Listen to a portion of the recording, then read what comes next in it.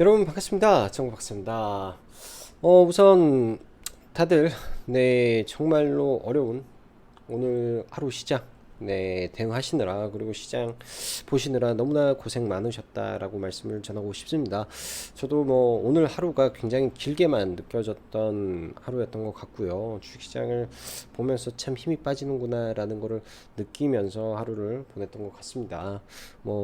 시장 끝나고 이리저리 자료를 뒤지면서 그렇게 이렇게 글을 시황을 작성하고 또 이렇게 방송을 하는데 참 힘이 많이 빠지네요. 힘이 많이 빠지면서 이렇게 뭔가를 작성하고 있는 것 같습니다. 그러다 보니 제 목소리도 많이 힘이 없게 느껴지는 것 같네요. 참 지난주부터 아니죠. 거의 코스닥 같은 경우에는 2주 내내 약간의 반등은 있었지만 지속적으로 하락이 나오다 보니까 이 누적된 하락의 폭이 굉장히 크게 느껴지는데 오늘은 직전 저점을 연휴 사이, 그러니까 주말 사이 미국과 유럽 증시의 하락 속에서 개파락하고 또 장중 마이너스 5% 이상 급락을 하는 등 올해 들어서 하락 종목 수가 가장 많았던 그런 증시의 모습이었던 것 같습니다. 저는 사실 오늘 국내 증시를 보면서 사이드카가 울리지 않을까라는 생각도 들었어요. 그 정도로 하락이 굉장히 거칠게 나왔었고, 또 환율 시장에 장막판에 굉장히 큰 이 파도도 밀려왔기 때문에 환율, 채권, 증시 다방면에서 지금 엄청난 이 폭풍 속에 있지 않나 생각이 듭니다. 굉장히 공포스럽고 또 환율의 급등 또한 굉장히 빠른 부분인데요. 저는 이 부분에 대해서 사실 바닥이라고 예단을 하기는 어렵지만 비정상적이다라는 생각은 변함이 없는 것 같습니다. 아무리 자료를 보고 아무리 과거 데이터를 돌려봐도 지금의 상황은 비정상적이다. 뭔가 정말로 큰 게 터지지 않고서야 이런 흐름이 나오지 않을 텐데 상당히 비정상적이다. 상당히 기분 나쁜 하락이었다라는 생각이 많이 듭니다. 그래서 어찌 보면 이 투매가 투매를 불러오는 현상으로 인해서 더더욱더 하락의 폭이 깊어지지 않았을까라는 생각을 하고 있고요.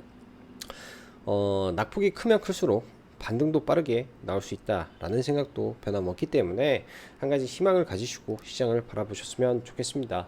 자, 그럼 바로 시작해 보도록 하죠. 자, 영국발 환율 발작에 따른 전 세계 증시 위기 증폭, 코스닥 본격적인 반대 매매 진입 구간, 쉽게 바닥을 예단하기 어려운 증시. 그러나 분명 단기 바닥은 거의 나온 듯 한데 그 반등의 폭이 얼마나 될지가 저는 약간 애매하지 않나라는 생각이 듭니다. 반등의 폭이 사실 오늘 이렇게 빠지는 게 아니라 며칠 정도 반등을 줘야 될 자리에서 사실 영국의 이슈가 증시에 다시 또 하나의 새로운 도화선을 만들었는데요. 이번 주 금요일날 어제 방송에서 그런 말씀 드렸습니다. 이번 주에 파월의 연설이 있고 또 연속적인 이 연준 위원들의 이 발언이 연설들이 예정이 되어 있는 상황 속에서 러시아의 이 영토 통합 관련된 투표가 마무리가 되는 시점과 맞물려 있다라고 합니다. 사실 러시아가 핵 버튼을 누른다라는 거는 사실 저는 가능성이 제로에 가깝다라고 보고 있는데, 이런 부분들에 대한 불확실성이 시장이 불안하다 보니까 더 증폭되고 증시를 끌어내리지 않나 그런 생각이 드네요. 자, 우선 시장 종합을 좀 보면 오늘 양증시 합쳐서 하락 상승 종목이 100개가 안 되네요. 99개의 종목이 상승했을 뿐 나머지 하락 종목 수 2000. 아무튼 제가 본이 전광판 중에서 가장 오늘 하락 종목 수가 많았던 하루인 것 같고요. 원달러 환율이 말 그대로 미쳤습니다. 1431원, 장주한테 1434원까지 올라가는 모습 속에서 강달러 현상이 지속되다 보니까 이런 부분이 글로벌 증시에 엄청난 폭풍으로 좀 와닿고 있는데요.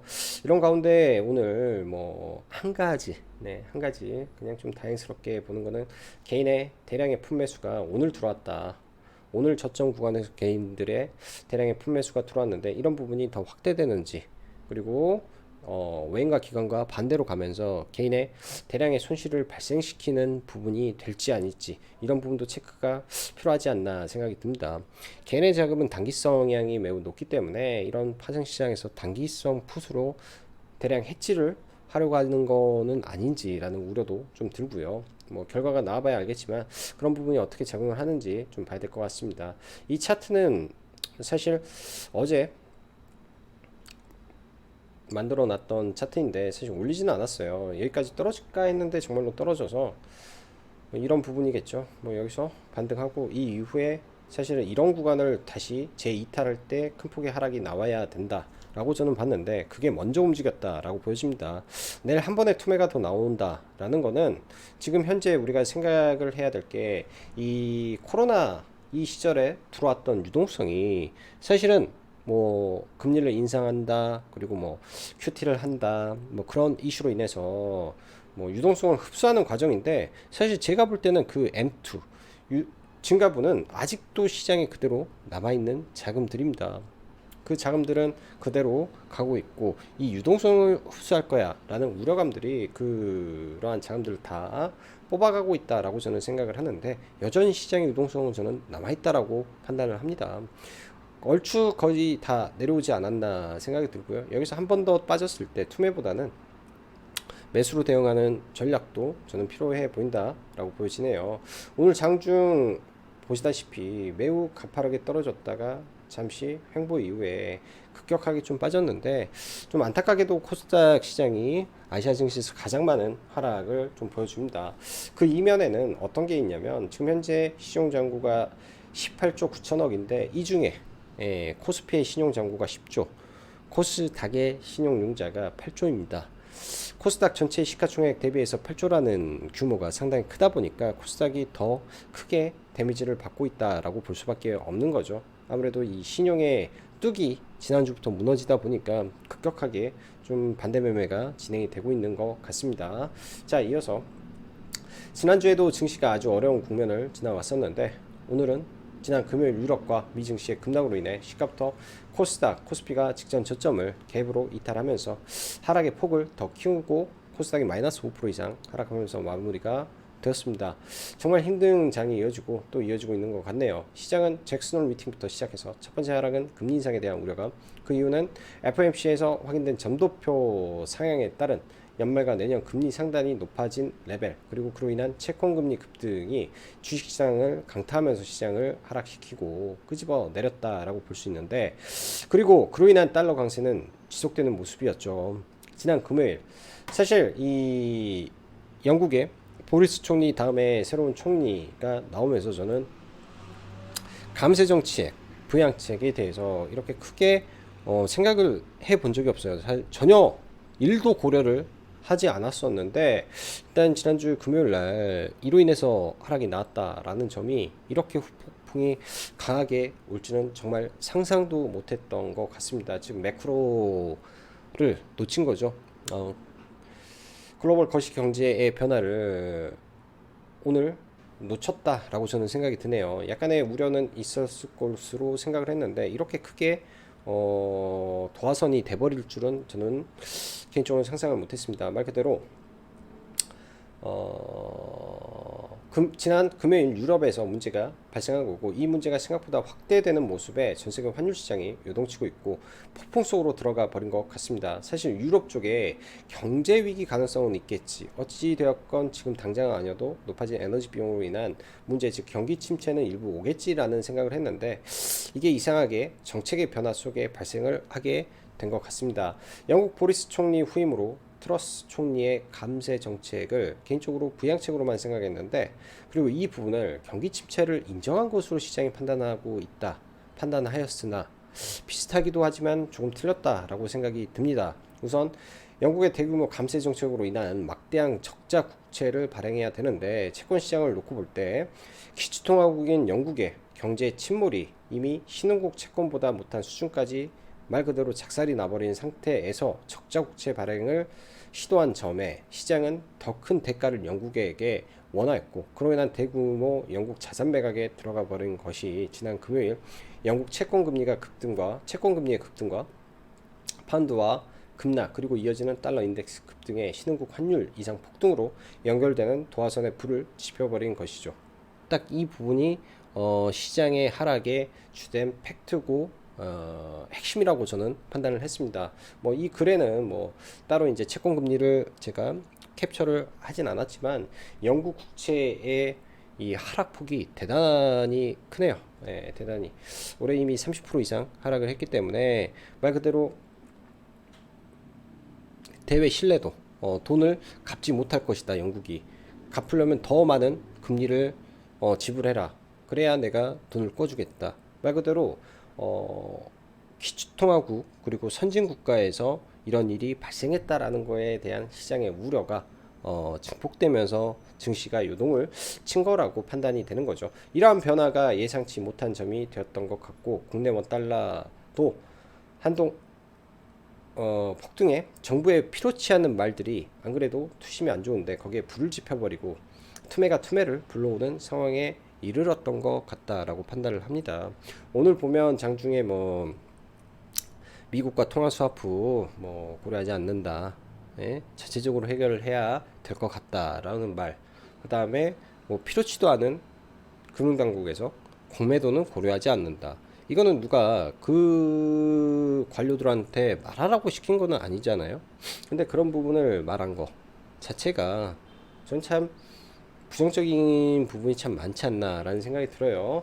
지금 시장의 키는 당연히 연준이 쥐고 있는데 단기적으로 문제의 진앙지가 영국과 이탈리아로 넘어가게 되어 유로존 문제가 시장의 또 다른 악재로 부각이 되었다라는 점에서 금일 낙폭도 크고 충분히 내려왔음에도 불구하고 하루 이틀 좀 더 인내가 필요하지 않을까 생각을 합니다. 개인적으로 조금씩 주식을 사면서 가고 있지만 결코 쉽지 않은 구간이고 이렇게 시장에 빠졌음에도 불구하고 아직 사이드카가 한 번도 울리지 않았다라는 점에서 언젠가는 한번 신용을 털어버리는 사이드카가 터지지 않을까도 생각을 합니다. 그 레벨이 뭐 좀 올랐다가 떨어질 때 아마 그런 현상이 발생을 하지 않을까 생각이 들고요. 사이드카가 마지막이길 생각을 해요. 사실 사이드카가 울리는 것 자체가 굉장히 드문 일이고 사이드카가 울리고 나서 거의 대부분 큰 폭의 반등이 그 다음에 엄청나게 나왔습니다. 제가 여기다가 그 통계 자료를 다 넣지는 못하겠어요.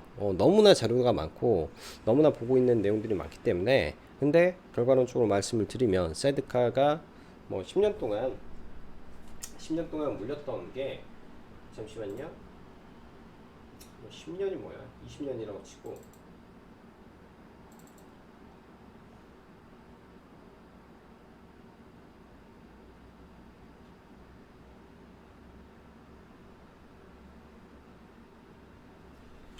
2020년도부터 딱 12번의 사이드카와 서큐트 브레이크가 걸렸습니다.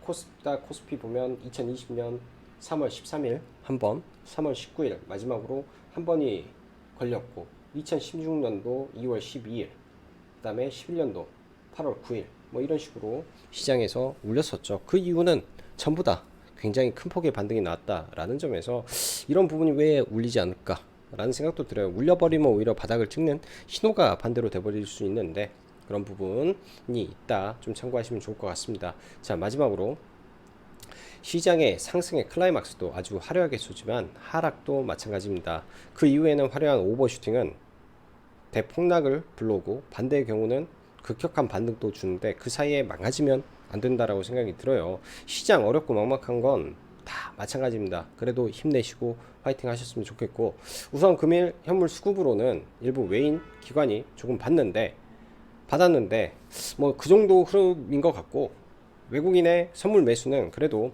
일부 반등은 주겠구나 정도 저는 해석이 되네요. 외국인의 장 막판에 한 8천억 가까이 들어왔던 부분에서 그래 시장 좀 많이 빠졌으니까 질적 반등은 내일 하고 그 다음에 밀리던지 올라가던지 뭐 방향을 잡겠다라고 생각이 듭니다. 이럼에도 불구하고 내일 뭐 미 증시가 오늘 하루 더 빠져서 개파락을 해버린다.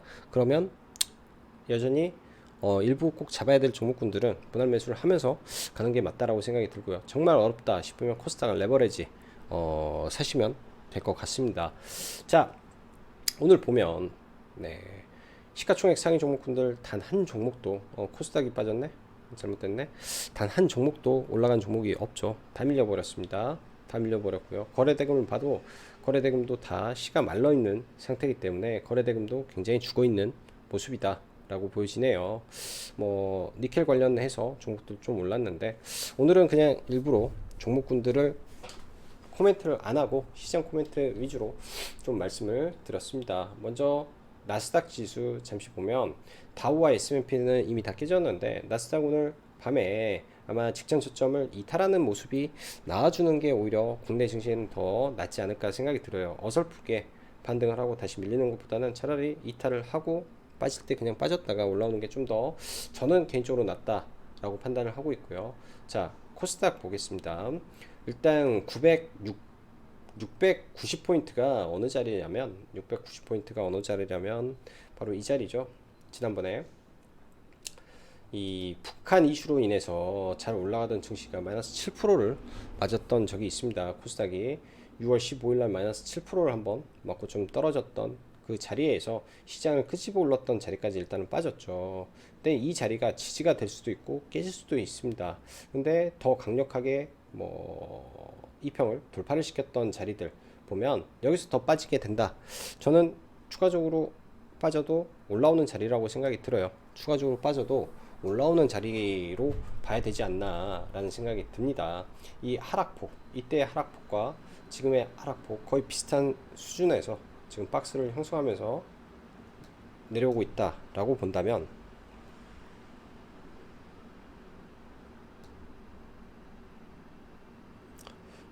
개파락이 떨어지면 여기서 반등을 하더라도 중심가까지는 반등을 하고 움직이지 않을까 라고 생각이 들어요. 여기서 이렇게 빠졌다가 밀렸다가 나중에는 다 자기 자리 잡고 올라오지 않을까 라고 생각을 합니다. 지금 구간이 굉장히 어렵고 답답한 구간이라고는 볼 수 있겠지만 내일 시장 너무 공포에 안 던지셨으면 하는 마음이고요. 자, 대형주부터 볼게요. 먼저 삼성전자는 고려하지 않고 SK 하이닉스를 금요일날 말씀드렸는데 SK 하이닉스, 일단 하이닉스 같은 경우에는 PBR 관점에서 그리고 RSI 지표가 뜬 그 다음날 공략을 하게 되면 뭐 나쁘지 않다라고 말씀드렸는데 시가 개파락부터 좀 빠르게 좀 그나마 좀 끌어집어 올렸고요. 아무래도 금요일날 미국의 마이크론이 안 밀려서 그나마 오늘 다른 대형주 대비해서 낙폭이 좀 적었다라고 생각이 듭니다. SK 하이닉스 같은 경우에는 바닥 시장을 돌릴 때 어쩔 수 없이 시장에서 메이저들이 살 수밖에 없는 종목이기 때문에 뭐 여기서 더 빠진다 그러면 엔벨로프 근처 가서 뭐 좀 사가지고 뭐 10% 정도 뛰기는 저는 무난하지 않을까 생각이 들어요. 이 긴 틀에서 추세로 이제부터는 바닥을 연결을 해볼게요. 저점과 저점. 여기서 일단은 그 추세에서 한번 올라왔고 지금 이 추세가 좀 깨져 있죠. 이 추세가 깨져 있는 상태에서 올라온다면 이런 반등이 이렇게 오든지 아니면 여기서 맞고 깨져버리면 조금 더 보조를 보다가 뭐 쌍바닥 다중바닥 찍고 가는 거 봐보면 좋지 않겠느냐 생각이 듭니다. 그래서 일단 SK 하이닉스 하나 보고요. 자, LG 에너지 솔루션. LG 에너지 솔루션도 시장의 대장주다 보니까 61선 이평선 라인에서 일단 질적 반등은 성공은 한 것 같습니다. 그래도 이런 자리가 다시 깨지게 된다면 좀 밀릴 텐데 시장 반등할 때 소외는 안 당할 것으로 생각이 들고요. 자, 태양광 하나솔루션. 인적 물적 분할 이슈가 생기면서 좀 노이즈가 발생을 했고 그로 인해서 좀 급락이 나왔는데 그렇다 보니 하나솔루션을 보기보다는 저는 에너지 관련된 종목을 본다면 현대에너지 솔루션을 보려고 합니다. 많이 밀리게 되고 또 시장이 반등할 때 저는 소외가 안 될 거라고 생각이 들고요. 이런 엔벨로프 중심가 격 근처까지 내려온다면 현대에너지 솔루션 봐봐야 될 것 같고요. 2차전지 보죠. 자, 최고의 1등 종목이었던 포스코 케미칼 떨어질 때는 급격하게 좀 떨어집니다. 일단 강하게 반등을 줬고 많은 매물대가 있었으며 한 달 가까이 유지가 됐던 그런 구간들이 바로 16만원 언저리인데요. 이 16만원을 뭐 단기적으로 이탈은 안 할 걸로 생각이 들고 이런 자리에서 질적 반등에 무게를 좀 두고 움직이지 않을까 생각이 들어요. 뭐 스윙으로 중장기 투자 뭐 이런 관점에서는 저는 별로고 뭐 여기서 기술적 반등을 대비해서 보는 전략 정도로만 일단 생각을 하고 있습니다. 에코프로도 마찬가지로 이제 이게 다 지난 금요일 날 했던 건데 21선에서 움직였는데 에코프로는 반대로 낙폭이 그렇게 크지 않아서 일단 바닥 잡는지 정도 봐야 될 것 같고요. 자, 폐배터리 성일 아이템 원하는 구간까지는 얼추 내려와 준 것 같습니다. 이 언저리에서 보고는 있는데요. 이 하락의 이 N자 파동이 진행이 되고 있는데 이 마지막에 이 강하게 쏟아낸다면 이 아래 구간 돌파를 줬던 이 지지와 저항 라인 12만 원대는 저는 한번 단기든 수익이든 한번 공략을 해보고자 생각을 하고 있습니다. 장막판의 투매 속에서 뭐 이런 자리에서 들어갔다면은 이미 이틀 동안 거의 17, 8%가 빠졌기 때문에 굉장히 공포스러운 자리지 않을까 생각이 들어요. 그렇게 되면 예를 들어 여기서 한 차례 더 내일 시간에 올랐기 때문에 반등하고 한 차례 더 밀려버리면 반등할 가능성이 더 높지 않나 생각이 듭니다. 그래서 폐배터리 대장주 하나 정도 봐야 될 것 같고, 지금 에코프로 BM이라든지 이런 양극재 대장주들이 많이 내려와 버리는데요. 에코프로 BM, LNF 시가총액 상위 종목군들이죠. 지수가 올라가려면 어쩔 수 없이 이들 종목이 같이 움직여야 됩니다. 어쩔 수 없이 이들 종목이 같이 움직여야 되는데 워낙 최근에 낙폭이 커서 이 박스권을 지켜주는지, 이 박스권이 지켜주는 흐름이라면 일정 부분 편입도 괜찮아 보이지 않나 생각이 듭니다. 시장에서 변한 건 없고 전기차의 확대는 지속되는 과정 속에서 양극재는 필수로 필요한 부분이다 라고 볼 때 많이 빠지고 있는 거는 사실인 것 같네요. 그래서 시장 1등 섹터가 2차전지고 2차전지는 안 볼 수가 없다 정도 보시면 될 것 같습니다. 자, 로봇 보죠. 자, 먼저 최근에 두산 이야기를 많이 했는데요. 두산 어제 들어갔다가 매도해버리고 좀 나왔다라고 했는데 매수는 안 했습니다. 강하게 힘이 유지가 되고 있는데 매수는 좀 안 했고요. 로보티즈는 눌렸을 때 이 하단에서 좀 들어가긴 했는데 시간 외에 그리고 장중에 분할로 전량 매도를 하고 일단 좀 마무리를 지은 것 같아요. 여기서 들어갔던 거는 크게 올랐는데 먹지 못했고 이 구간에서 그러니까 거의 돌파를 했던 이 자리에서 좀 매수를 하다가 생각보다 반등이 약해서 일단 매도를 하고 내일장 다시 좀 지켜보려고 생각을 합니다. 이런 구간에서 뭐 도치 캔들이라든지 이런 도치형 캔들이 나온다든지 이런 부분을 확인하고 다시 한번 봐도 되지 않나 생각이 들고요. SPG라는 종목도 있는데 어찌됐든 테슬라 AI 전까지는 그 모멘텀이 있기 때문에 하나 정도는 일정으로 끌고 가야 되고, 시간에라든지 그런 모멘텀이 나왔을 때 매도 전략으로 보는 게 좋지 않나 생각이 듭니다. 오늘 같은 경우에 이 니켈 부족 이슈가 좀 나왔었죠.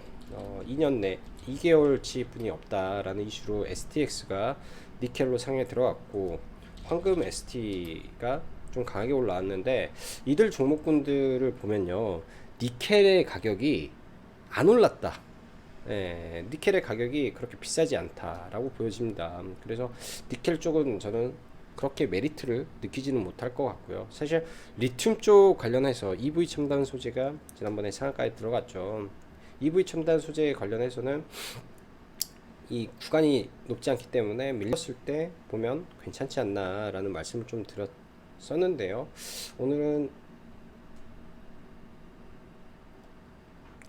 관련해서 EV 첨단 소재를 조금 어제 상따에서 사고 밀려서 약간 밀렸을 때 들어가서 반등에 다 팔고 아래에 좀 모았다가 반등에 팔고 종가에 모았다가 시간 외에 딱 6시에 물량은 전량 날렸습니다. 6시에 종가 매수를 좀 한 부분은 6시에 전량 매도를 좀 했었고요.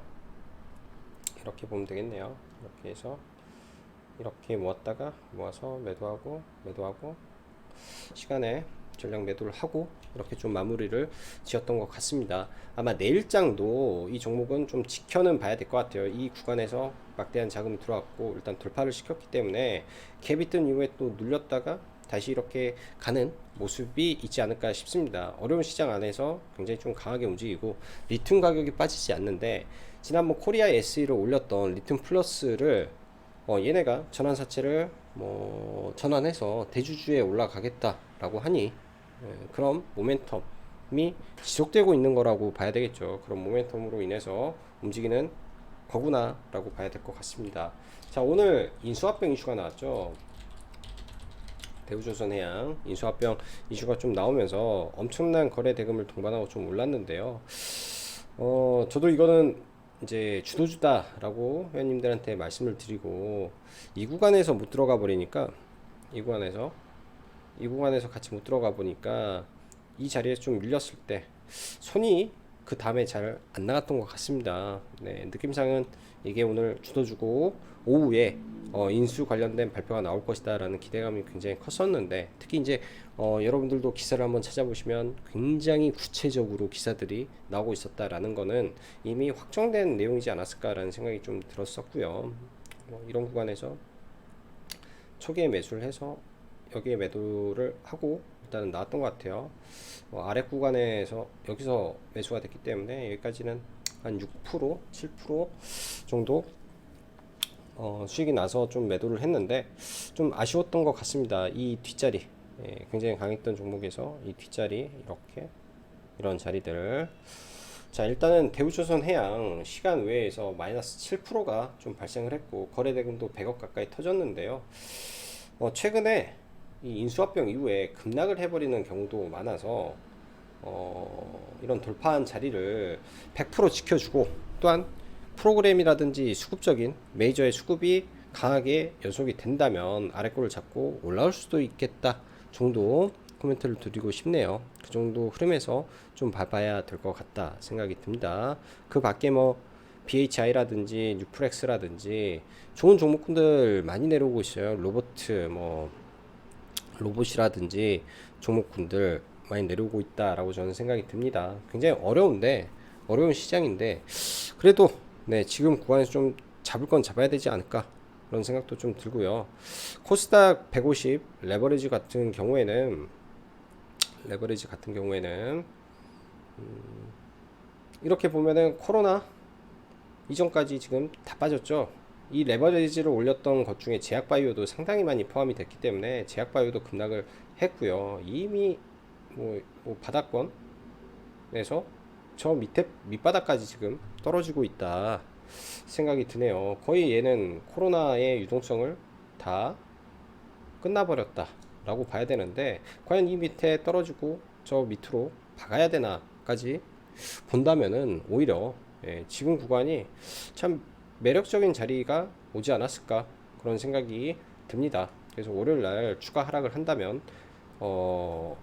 그리고 종목이 어렵다면 레버리지 ETF 보는 게 저는 좋을 것 같아요. 레버리지 ETF 보는 게 이런 구간들 박스권을 막 이탈하고 떨어지면서 이렇게 떨어지는데 이미 많이 빠진 상태에서 박스권을 이탈이고 한 번, 두 번, 세 번째 급락에서 박스권 이탈이고 여기는 이런 자리에서 이탈 이 하락폭만큼 거짐다 내려오는 상태 이렇게 봤을 때는 내일장부터 분할 매수로 접근하시면 될 것 같습니다. 자, 너무 힘든 시장 연속되고 있는데 다들 힘내시고 파이팅 하셨으면 좋겠네요. 정말 이렇게 힘든 날 무슨 위로가 되겠습니까? 맛있는 거 많이 먹고 또 기운 차려서 내일 시장 봐야겠죠. 자, 오늘도 시청해 주셔서 감사하고 여기까지 짱구 박사였습니다. 감사합니다.